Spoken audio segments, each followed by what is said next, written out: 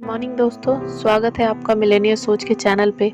आज मैं आपको एक ऐसी कहानी के बारे में बताऊंगी जिसको सुनने के बाद आपको लगेगा कि हाँ, इसकी आपको ज़रूरत थी। तो आपका ज़्यादा वक्त ना लेते हुए मैं इस कहानी को जल्दी से शुरू करती हूँ। दोस्तों, काफ़ी समय पहले की बात है। एक बार एक महात्मा गांव में प्रवचन दे रहे थे।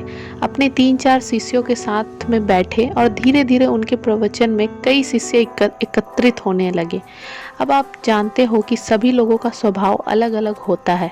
महात्मा उपदेश दे रहे थे तो बीच में उपदेश देते वक्त एक ऐसी बात थी जो निकल के आई, जो कि एक सत्य था और एक शिष्य को यह बात दिल में चुभ गई। उस वक्त वह खड़ा होकर उन महात्मा जी को गंदी गंदी गालियां देने लग गया और वह बुरे बुरे वाक्य बोलने लगा। यह सुनकर बाकी के शिष्य काफ़ी परेशान हुए और उन्होंने महात्मा जी से आज्ञा लेनी चाहिए कि आप बताइए, इस मानव को इस दुर्व्यवहार के से अगर आपको कोई परेशानी हुई है तो हम इसको मज़ा चखाते हैं। लेकिन महात्मा ने कहा कि आपको कुछ करने की ज़रूरत नहीं है, जो होगा आप अपने आप ही देख लेना।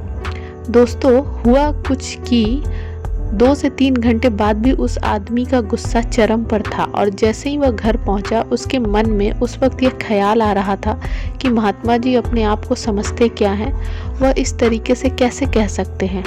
तो धीरे धीरे जब वक्त गुजरता गया, उसका गुस्सा शांत होता गया।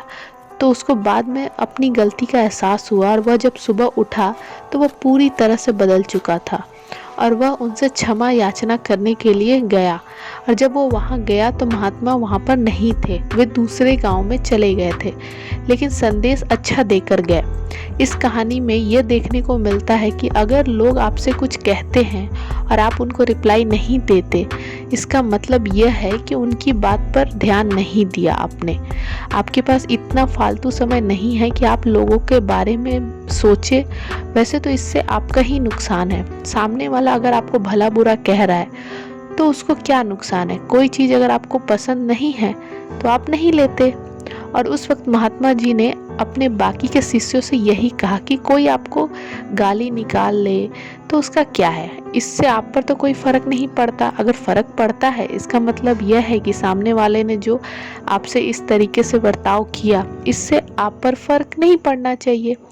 आशा करती हूँ कि इससे आपको काफ़ी कुछ सीखने को मिला होगा।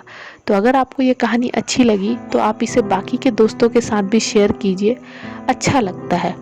और अगर आपको इसमें कोई कमियां नज़र आती है तो आप मुझे कमेंट के माध्यम से ज़रूर बताएं। मैं उन कमियों को दूर करने की कोशिश करूंगी, क्योंकि मेरा मानना है कि कोई भी चीज़ कभी भी परफेक्ट नहीं होती।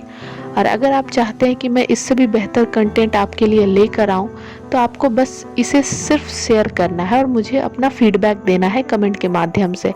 आपकी सलाहों को हम खुले दिल से स्वीकार करते हैं। तो आप अपना ख्याल रखिएगा दोस्तों। बहुत जल्दी एक नई कहानी के साथ आपसे मुलाकात होगी। तब तक के लिए अपना ख्याल रखें, सुरक्षित रहें। फाइनली आपका कीमती समय देने के लिए दिल से शुक्रिया। बहुत जल्दी हम एक नई स्टोरी के साथ मिलेंगे। तब तक के लिए धन्यवाद।